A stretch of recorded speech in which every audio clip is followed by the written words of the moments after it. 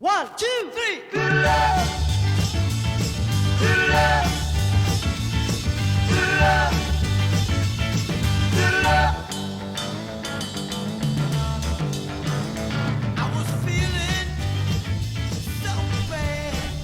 Hey, Bob Nolan here with Thought Provokers out the wazoo. I got some really good comments on part one of this Fighting Fair thing that provoked my thoughts. I thought I was supposed to do the thought provoking. Well, these guys adjusted my thinking a little bit for part two. I guess we're going to have to do part three also. Anyway, I'm going to start with that scary list at the beginning of part one. Remember? And have the courage, it said, to start a conversation that means something. You can get rid of some of those nasty things I mentioned in part one, but the hard part is still there. You may have to initiate, to address what needs to be addressed. Why don't you want to do that? When I say you, I mean me. Usually because I'm scared. Scared of loss, scared of an awkward moment, scared that I'll find out that I was wrong. I do have a few regrets about things I've said in a confrontation situation. I could have said it better. Maybe I could have waited a little bit longer, had a little more empathy. But I have more regrets about things that I should have said that I did not say. I'm 70 years old. I'm officially an old guy. I hope I have 30 more years. But when you're 70, you start appreciating having every day you have to live. I don't want to go to my grave now or later with that holy trinity of regrets. Shoulda, woulda, coulda. Now there's the timing issue. Timing is a timely subject. No one can decide for you the right time to address or provoke or force a meaningful issue, especially a scary negative one. Only you. There's situations or moments that require some waiting so you have some good ambiance for argument or discussion. In the Christian type community, we call it waiting on the Lord. The Spirit of God is a very good person for whom to wait, but when it comes to confronting a hard subject, I can tell you by knowledge and experience, there's never a really good or pleasant or comfy time. Sometimes you just got to do it. I've done some wrong things in my life. Shoot me an email, I'll list them for you. But my biggest regrets are not my sins of commission, but of omission. Yep, shoulda, woulda, coulda. The holy trinity of regret. I had great excuses. It's not time yet. Or I'd say to myself, well, the Bible says to forbear one another in love. Well, those can be very good reasons.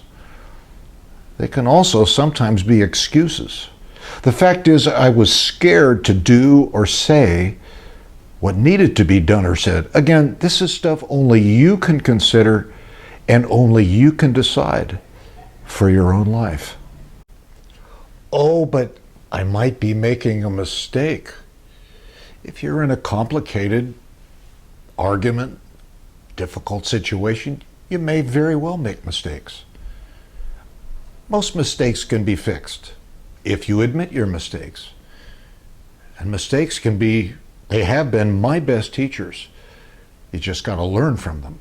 But if you decide to proceed and actually deal with something that needs to be addressed and dealt with, I predict that God will have your back anyway and help you make adjustments as you fly. Mistakes do not disqualify you. Okay, so waiting on God is a very good thing. But sometimes He's waiting on you. Here is an eloquent quote from one of my friends who commented on part one. He wrote, "Some folks find absence of conflict as the ultimate virtue, creating expressive self-suppression to such an extreme that it develops into an explosive consequence." Did you get that? I want to comment on my friend's comment. If he hears this, I hope he doesn't mind. by shutting yourself down from expressing some difficult stuff, the stuff can get stuffed only to explode even years later with an even worse explosion. Unresolved, unaddressed disappointments can be like time bombs. It's just a matter of time. Now, if two people are willing, good people, to go through the discomfort of a disagreement, an argument, a confrontation, if their goal is truth, resolve, understanding, good stuff like that, at the end of the hard moments, there can be an explosion of goodness and understanding and mutual respect. All because someone had the guts to initiate a difficult issue. Yeah, to start a meaningful conversation. I gotta hurry up. So what about love? Well, let me show you that list one more time before I run out of time. Do any of these words necessarily contradict love? Sometimes genuine love necessitates these things. In the famous love chapter in the Bible, it says that love does not like injustice, but is happy with truth. Love hopes all things and endures all things. Like enduring a difficult situation or conversation because it hopes for good resolve. And what is justice? It's when you love enough to get rid of injustice. Not just in court, but among friends. I gotta go. Bob Nolan with Thought Provokers, and you be extra careful out there, but go for it.